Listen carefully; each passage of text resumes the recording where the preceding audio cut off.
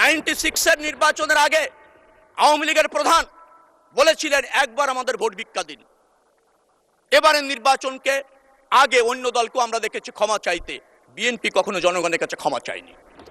মাননীয় স্পিকার, আজকে বলা হয় 41 সালে যে রাজনৈতিক দলটি প্রতিষ্ঠিত হয়েছিল, যারা আমাদের বিরোধী দলে এখন আছেন, অনেক জাতীয় নির্বাচনে অংশ নিয়েছেন, এখনো পর্যন্ত জনগণ তাদেরকে ক্ষমতায় ভোটের মাধ্যমে আসীন করেননি।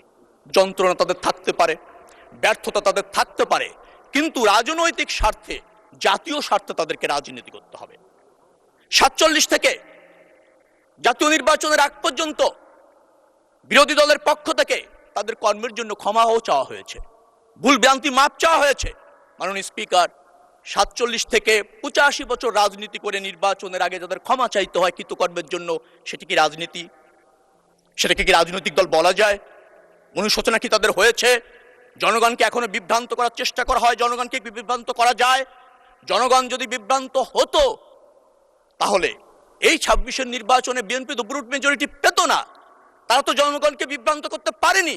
জনগণ বিভ্রান্ত হয় না। বাংলাদেশ জাতীয়তাবাদী দলকে কখনো ক্ষমা চাওয়া লাগেনি। 96-এর নির্বাচনের আগে আওয়ামী লীগের প্রধান বলেছিলেন একবার আমাদের ভোট ভিক্ষা দিন। এবারের নির্বাচনকে আগে অন্য দলকেও আমরা দেখেছি ক্ষমা চাইতে, বিএনপি কখনো জনগণের কাছে ক্ষমা চায়নি। কারণ বিএনপি জনগণের পাশে থেকেছে, জনগণের স্বার্থে আন্দোলন করেছে।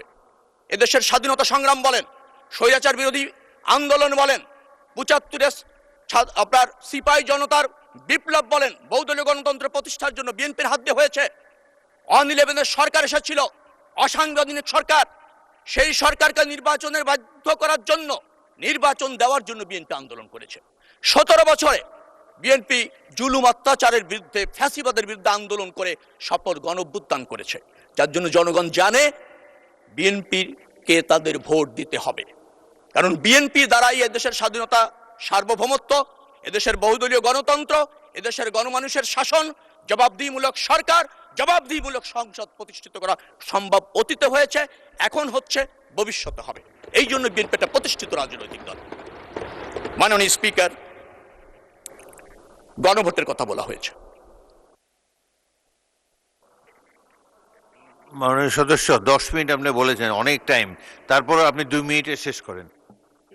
ধন্যবাদ মাননীয় স্পিকার। গণভোটের কথা বলা হয়েছে, সত্য। গণভোট মানুষ, 71% মানুষ রায় দিয়েছে। কিসের জন্য? জুলাই সনদ বাস্তবায়ন করবার জন্য। জুলাই সনদ কি? যে জুলাই সনদ আমরা রাজনৈতিক সমঝোতার ভিত্তিতে সমস্ত রাজনৈতিক দল সই করেছি, একমত হয়েছে। কিছু সাংবিধানিক সংস্কার আছে, অন্যান্য সংস্কার আছে, এটা আমরা বাস্তবায়ন করতে বদ্ধপরিকর, অঙ্গীকারবদ্ধ।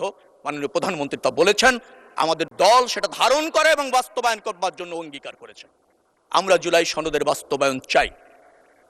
যে সনদের বাস্তবায়ন চাই সেটি হচ্ছে যেটা জাতি বা রাজনৈতিক দল সই করেছে, তার বাস্তবায়ন চাই। তার জন্য 71% মানুষ ভোট দিয়েছে জুলাই সনদ বাস্তবায়নের জন্য।